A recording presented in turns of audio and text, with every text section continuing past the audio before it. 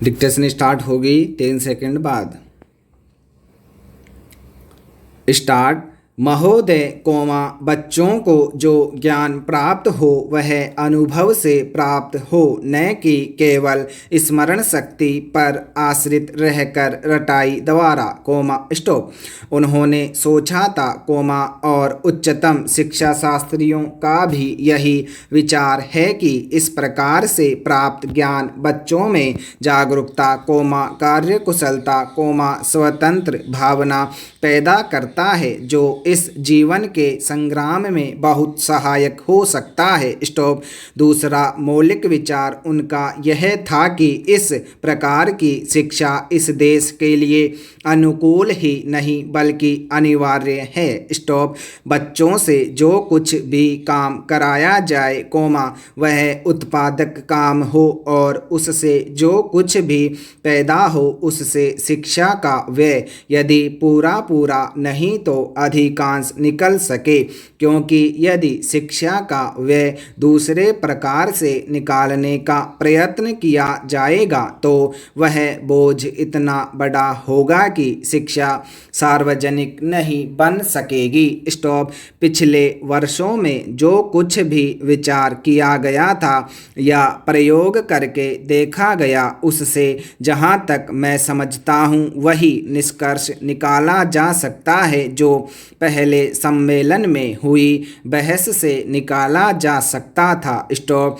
हमारे शिक्षा शास्त्रियों ने इस पद्धति की अनुकूलता और श्रेष्ठता तो मान ली थी पर उनकी दृष्टि में इसके द्वारा शिक्षा का व्यय निकालना असंभव ही नहीं अनुचित भी था। स्टॉप। प्रयोग से देखा गया है कि इस पद्धति की उपयोगिता है और इससे पूरा नहीं तो अधिकांश व्यय निकाला जा सकता है। स्टॉप। यह मैं प्राथमिक और माध्यमिक शिक्षा के संबंध में कह रहा हूँ। स्टॉप। पैरा। उच्च कोटि की शिक्षा के संबंध में अभी प्रयोग नहीं के बराबर हुआ है इसलिए उसके संबंध में अभी कुछ भी कहना संभव नहीं है। स्टॉप। इतना होते हुए भी हम देखते हैं कि इस पद्धति को उतना प्रोत्साहन नहीं मिला और न इसका उतना प्रचार ही हुआ जितना होना चाहिए था और जितना स्वराज्य प्राप्ति के बाद हम कर सकते थे। स्टॉप। इसका कारण जहाँ तक मैं समझता हूँ यही है कि इसकी उपयोगिता प्रमाणित होने पर भी पुरानी पद्धति पर जो आस्था थी वह अभी दूर नहीं हुई है और इसी कारण शिक्षा के काम में जो व्यक्ति लगे हुए हैं उनका न तो इस ओर ध्यान गया है और न ही उन्होंने इस विषय पर गहराई से चिंतन ही किया है। स्टॉप।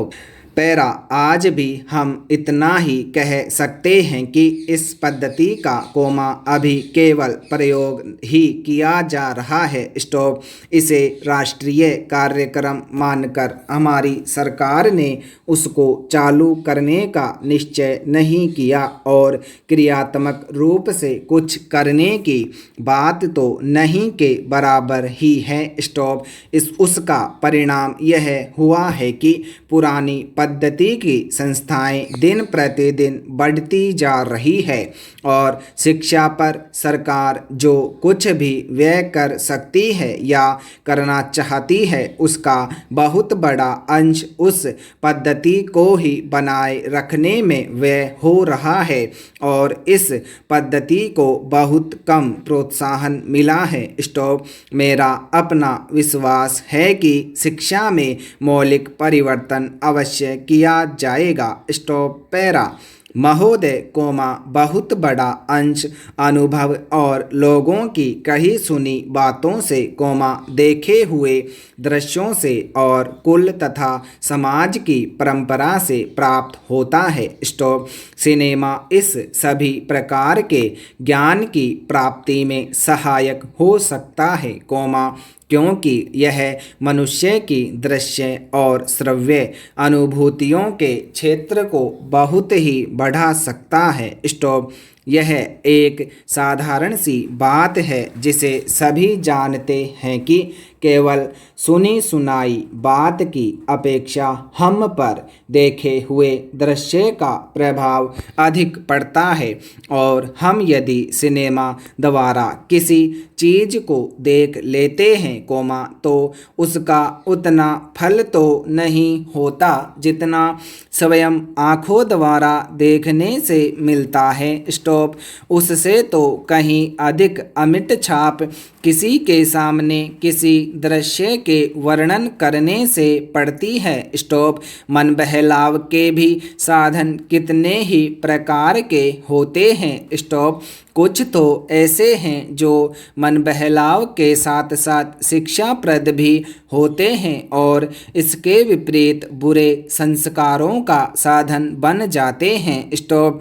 मैं स्वयं यह दावा नहीं कर सकता कि मैंने बहुत सी फिल्में देखी हैं। स्टॉप। सच पूछिए तो मुझे बहुत कम फिल्में देखने का अवसर मिला है। स्टॉप। पर मेरे पास जो खबरें पहुंचती हैं बहु तेरे विश्वसनीय भाइयों और बहनों द्वारा जो शिकायतें पहुंचाई जाती है उनसे मालूम होता है कि बहु तेरी फिल्में दूसरी कोटि की है, जो शिक्षा अथवा मन बहलाव का साधन न बनकर बुरी वासनाओं को जागृत करती है, विशेषकर युवकों के चरित्र पर बुरा प्रभाव डालती है। स्टॉप। हो सकता है कि इस प्रकार की फिल्में अधिक लोकप्रिय होती हो, उनके द्वारा अधिक पैसे कमाए जा सकते हों। स्टॉप।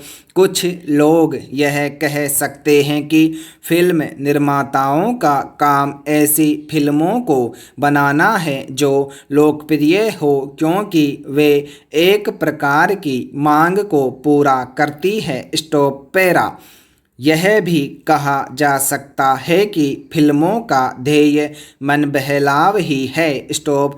उसको तो तभी सफल मानना चाहिए जब फिल्में उन लोगों का मन बहला सके जिन लोगों के लिए बनाई गई हो। स्टॉप। ये सब बातें बहस के रूप में कही जा सकती है, पर मैं चाहूँगा कि कोई भी सिनेमा हो अथवा फिल्म के बनाने वाले हों, वे यदि अपना कर्तव्य समाज सेवा समझते हैं और उन्हें ऐसा समझना भी चाहिए, तो उन सब के लिए ये सब बातें यदि अग्राह्य नहीं तो गौण अवश्य हैं, और उनका मुख्य उद्देश्य तो सेवा ही होना चाहिए। स्टॉप। पैरा।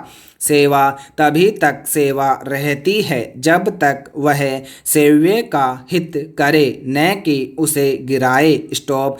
इसलिए मैं चाहूँगा कि फिल्म बनाने वाले इस पर विचार करें कि उनका उद्देश्य क्या है। स्टॉप। उद्देश्य सेवा ही होना चाहिए, और सेवा के साथ साथ यदि धनोपार्जन भी हो जाए तो निर्दोष है। स्टॉप।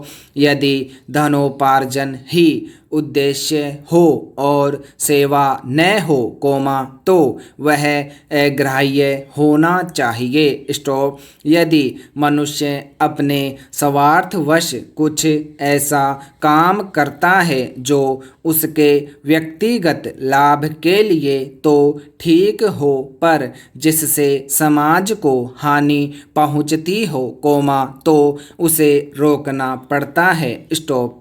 थैंक्स।